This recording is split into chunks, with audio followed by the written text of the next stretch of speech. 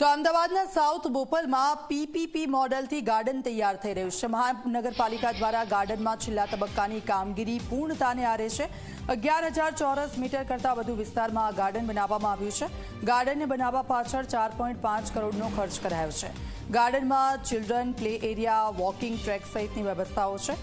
વિશાળ water body અને fountain પણ આકર્ષણનું કેન્દ્ર બનશે। ગાર્ડનમાં સૌથી વધુ આકર્ષણનું કેન્દ્ર બનશે પેટ ડોગ વિભાગ।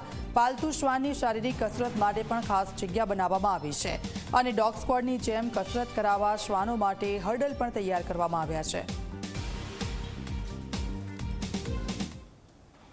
સામાન્ય રીતે કોઈપણ વહીવટી તંત્ર દ્વારા જ્યારે ગાર્ડન અથવા તો પાર્ક્સનું નિર્માણ કરવામાં આવતું હોય છે તો તેનામાં બાળકો અથવા તો સિનિયર સિટીઝન વધુમાં વધુ જિમ્નેશિયમ સહિતના જે આકર્ષણો છે, જે સુવિધાઓ છે તે રાખવામાં આવતા હોય છે। પરંતુ અહીંયા અમદાવાદ મ્યુનિસિપલ કોર્પોરેશન દ્વારા સાઉથ બોપલ વિસ્તારમાં કે જે નવીન ગાર્ડન બની રહ્યો છે તેનામાં વિશેષ ડોગ પાર્ક બનાવવામાં આવ્યો છે। એટલે કે આખો જે ગાર્ડન છે એનામાં એક જે ભાગ છે પર્ટિક્યુલર ડોગ માટે રાખવામાં આવ્યો છે। આપ જોઈ શકો છો દ્રશ્યોમાં આ એ પ્રકારની વ્યવસ્થા કરવામાં આવી છે। સામાન્ય રીતે આપણે આ વ્યવસ્થા વિવિધ સુરક્ષા એજન્સીઓની જે ડોગ સ્કોડ હોય છે તેનામાં ડોગની જે ડ્રીલ થતી હોય છે, જ્યારે શ્વાનને વિવિધ હર્ડલ્સ પાર કરવાના હોય છે, ઊંચા કૂદકા મારવાના હોય છે અથવા તો લપસણી ચડવાની હોય છે, તે પ્રકારની વ્યવસ્થા અહીંયા મ્યુનિસિપલ કોર્પોરેશન દ્વારા સાઉથ બોપલમાં જે ગાર્ડન તૈયાર કરવામાં આવી રહ્યો છે કે જેની આખરી તબક્કાની કામગીરી ચાલી રહી છે તેનામાં કરવામાં આવ્યો છે। એટલે આ પાર્કમાં જ્યારે કોઈ પોતાના પાલતુ શ્વાનને લઈને આવે તો તેના માટેના વિવિધ નિયમ પણ બનાવવામાં આવ્યા છે। એટલે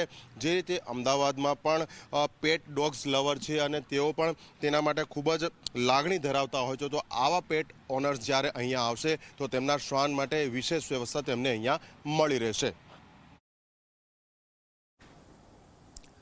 તો સાઉથ બોપલનો પીપીપી મોડલથી તૈયાર થયેલો આ પાર્ક લોકોના આકર્ષણનું કેન્દ્ર જરૂરથી બનશે, કારણ કે ડોગને કસરત કરાવવા માટે અલગ અલગ અહીંયા જગ્યાઓ બનાવવામાં આવી છે, અલગ સુવિધાઓ આપવામાં આવી છે।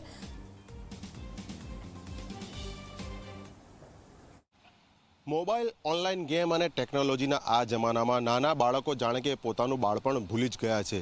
કોઈ પણ પ્રકારની શારીરિક કસરત કરતી રમતો હવે નહિવત થઈ ગઈ છે। ત્યારે આ જ કન્સેપ્ટને ધ્યાનમાં રાખીને અમદાવાદ મ્યુનિસિપલ કોર્પોરેશન કે જેને એક નવો ગાર્ડન તૈયાર કર્યો છે સાઉથ બોપલ વિસ્તારમાં, આપ જોઈ શકો છો 11,000 ચોરસ મીટર કરતાં પણ વધુ ટોટલ વિસ્તારમાં ફેલાયેલા આ ગાર્ડનમાં એક ખાસો ભાગ જે છે તે સ્પેસિફિક બાળકો શારીરિક કસરત કરી શકે તેવી જે રમતો છે તે માટે તૈયાર કરવામાં આવ્યો છે।